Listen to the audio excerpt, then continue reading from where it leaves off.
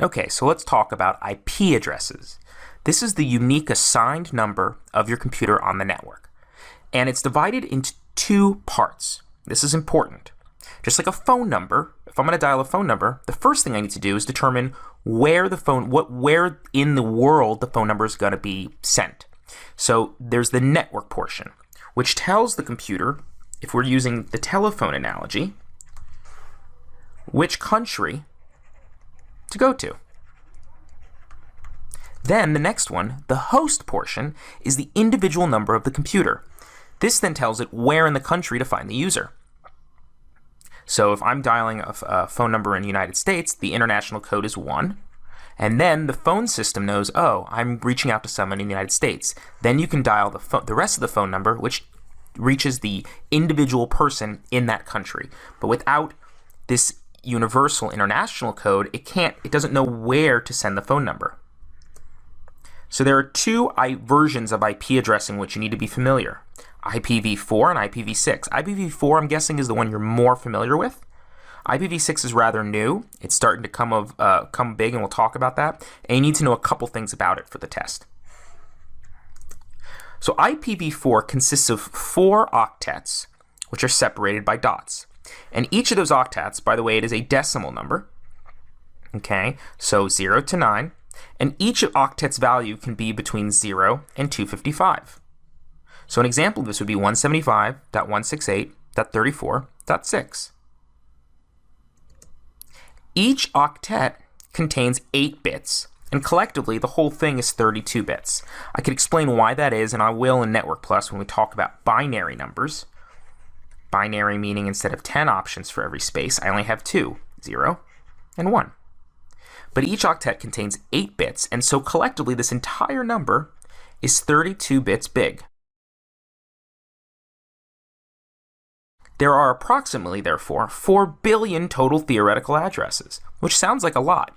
But if you think about it, we have, 7 to 8 billion people in the world, and if only a small fraction of those, let's say 1 billion, perhaps, are using computers, then we have to make sure every one of those people only has one IP address. And then what happens with all of the companies that have multiple? So you can see where we're having a problem. Hence the reason we needed to have a new version of IP addressing. But there have been some things we've done to overcome this. So one of the things is we've introduced, as I mentioned, IPv6. The other thing we've done is divided these into what we call classes. A class determines, based on the first octet, so if I have, a lot of you guys have this one, okay, you know that this is located in class C. It then tells you, because of the class,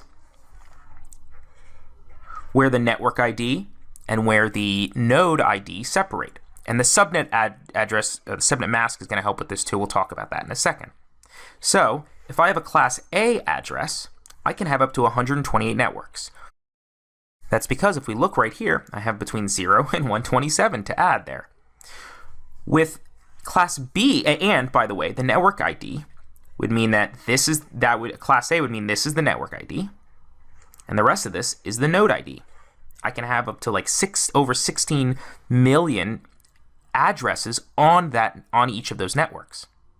If I start getting to class B, which might be 129.50.2.14, then this is my network, and these are my nodes. So I can have up to 16,384 network IDs, or networks, and on those networks, I can have up to 65,536 addresses per network. So this is the amount of computers or devices I could have. With a class C, we extended even more. And by the way, I incorrectly wrote this one. 192 would never have worked there. Let me just erase everything to make this easier. In this case, my network ID consists of these 3. As a result, because I have more space for networks, I can have over 2 million networks. However, I only have the possibility of 256 nodes on that network. So these are what we call classes. You want to memorize this for the exam. Just memorize these for the first octet. If the first octet comes in and it's, let's say, 16, you know that's a class A. If it's between 128 and 191, then you know it's a class B, etc., etc. Okay, so let's talk about these private addresses. Addresses that are private are not displayed directly on the internet, and they're not forwarded by routers, meaning that they stay only on a local network. So when they reach a router, the router will say, hey, I'm actually not available to forward this on. Okay, so these are used within a private network. That's because I can have then 10,000, 20,000, 50,000 nodes on my network, but I don't have to deal with all of those computers out on the World Wide Web, out on the internet. Instead, what you do is you use one IP address that all of those internally share, but inside of the network, they can all talk to each other. So this is what we call a private network. A gateway device then uses something called network address translation, or NAT, something that is on a SOHO router, to allow all nodes in the private network to share one public IP address. That's one of the techniques we use to get around the limit of IP addresses. There are 3 private IP address ranges that you need to be aware of. 10.0.0.0 through 10.255.255.255. It's a class A. So again, this is the network. These are the nodes. A lot of people use these nowadays because look at all the possibilities I have for nodes. Then there's a class B version, 172.16. whatever. Okay. By the way, that's 172.16 through 172.31. That's a class B. Limiting it, class B. And then finally, the one you might all be familiar with, I'm just going to erase all this, 192.168. Okay, and that is a class C. These are the private network ranges. I would memorize these for the test. They're going to ask you which of the following is a private IP address.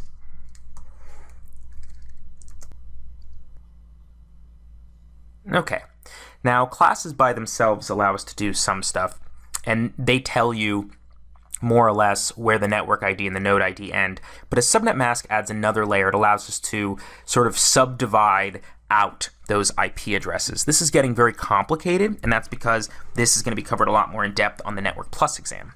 But for A+, I'm just trying to cover the terms that you need to know. So if a little of this is going over your head, that's okay.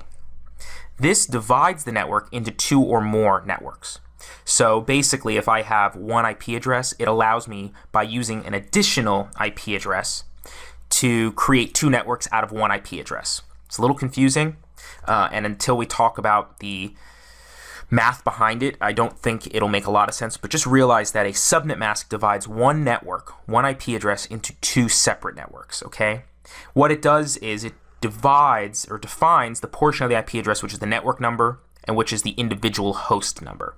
So whereas we know a 10.1.15.63 is a class A, meaning that I know that this is where things divide, I can actually divide this up even further using subnetting.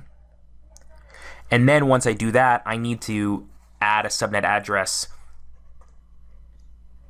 to tell me which part belongs to the network and which part belongs to the node. This is just how IP addresses have developed. When we get to IPv6, we've done away with all this confusion.